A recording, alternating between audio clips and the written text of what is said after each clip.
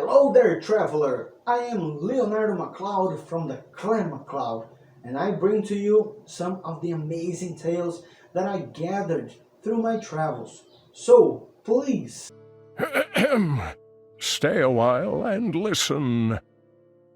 the story of Neverland. It was a cold winter night, and John and Michael were unable to sleep. Then they jumped on the bed of their older sister, Wendy. Wendy, please tell us a story, said Michael. Yes, please, a Peter Pan story, John pleased. Of course, said Wendy. Did I ever tell you about the day Peter Pan outwitted the evil Captain Hook? Yes, Michael replied excitedly. But we want to hear again.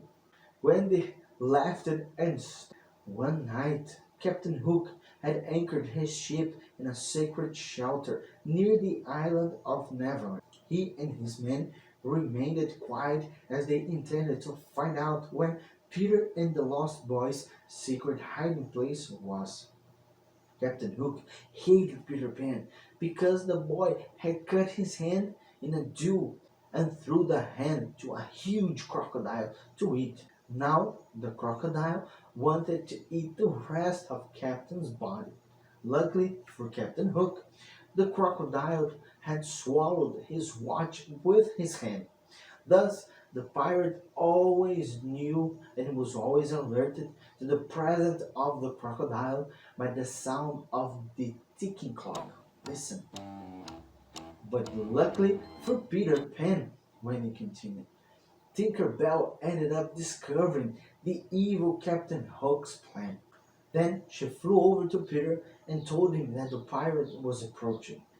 Let it come, Peter laughed. We will be prepared for him. Peter found a watch just like the one the crocodile had swallowed. He whistled toward some trees and a few friendly monkeys appeared.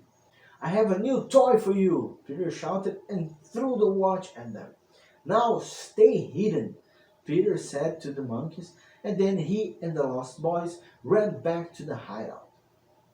When Hook appeared in the clearing in the middle of the forest, the first thing he heard was the clock ticking.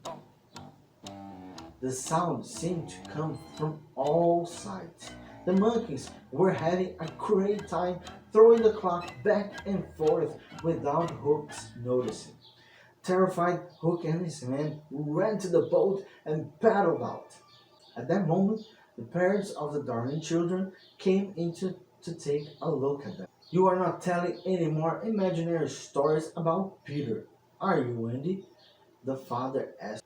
But Peter Pan really exists, Dad, the children screamed. We are sure.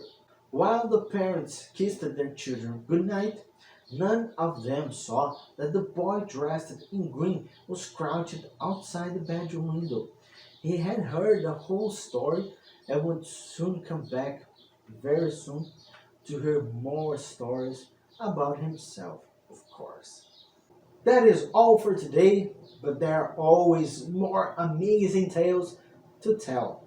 Before I leave, do not forget, first of all, if you're not part of the clan, hit the subscribe button to be part of it. Second, hit as well the like button to let YouTube know that these tales must reach others. That way, you can help spread them to the four corners of the realm. And thirdly, ring the bell icon so you can be notified of new tales to listen. Until then, may the gods of old guide thee in thy path.